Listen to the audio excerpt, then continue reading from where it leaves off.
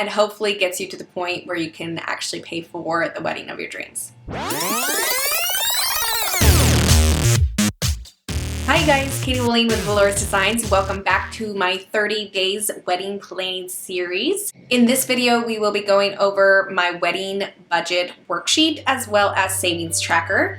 Today I'm providing you with these two free wedding planning resources, and you can find the link for them to download in the description box below. These resources are completely available. You don't even have to enter your email. You could just go in there and download. I do have a second link down there that provides my wedding planning guide. That one you do have to put in your email address to download, but that one's completely free as well. So without any further jabbering, let's get started. The first thing I want to talk about is saving for your wedding. Now, I provided this wedding savings tracker, and I want to talk about how you can utilize that for saving for your wedding. You can start saving way long before you get engaged, as you know that this is something that you want. So how I would utilize this tracker is I would set your goal and then divide that goal by 10 and put in those 10 of those numbers, right? So you're gonna, if you say you want to save to 1,000, you're gonna start with 100 and then 200, 300, so on and so forth till you get it to 1,000. So you're going to just scribble in every time you save the next month, you're gonna scribble into that line. Super simple, keeps you on track, and hopefully gets you to the point where you can actually pay for the wedding of your dreams. So the next thing I want to talk about is making your budget.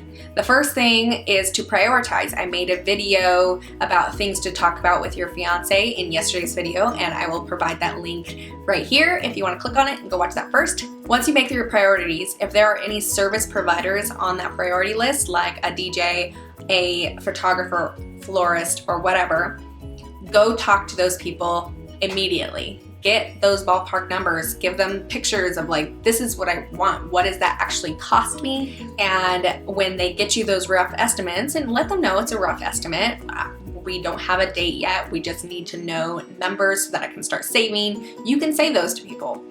So once they get you those rough estimate numbers, you can jot that down on your budget or your goal list. You can print out 10 of those goal lists and have one for each item. So print out one and have right underneath my little title, you just write flowers or photographer. And so you can save for each one individually, and whatever you get to by the time it's time to start hiring those individuals, you look at, okay, how much do I actually have saved for that vendor? The other thing while making your budget is decide on what you're going to DIY.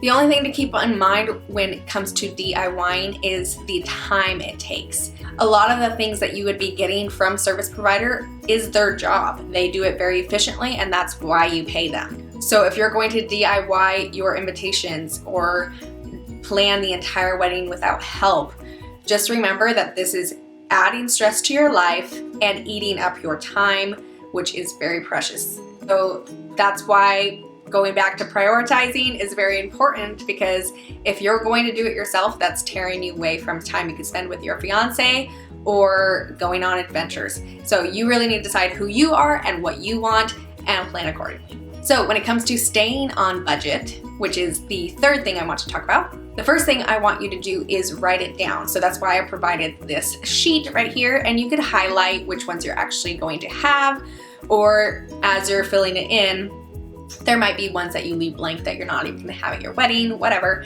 But you just wanna make sure that you are writing down your numbers. That way you have a visual of your goal and each item broken down. This way you don't get lost and overspend. If you do spend over in your category, you just need to make sure that if this is a number, your total number is something you really wanna stick to, then you need to deduct from something else. Or vice versa, if you underspend, then you can move that extra money that you would have been spending into a different category. And then also on this worksheet, I've provided you with a way to track your spending. Tracking your spending is just a really good visual way to keep your mind conscious of the fact that you are on a budget. So I would go into all of the different ways to save money while planning your wedding, but there are billions of videos and blogs about that. So I'm not gonna bother you guys with a long video on how to save your money because those are already out there.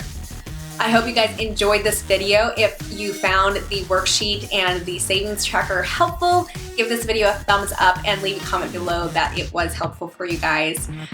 If you're interested in more wedding planning videos as well as flower videos after this month is done, be sure to subscribe so that you can not miss those videos. And that's it. I will see you tomorrow, you guys. Bye.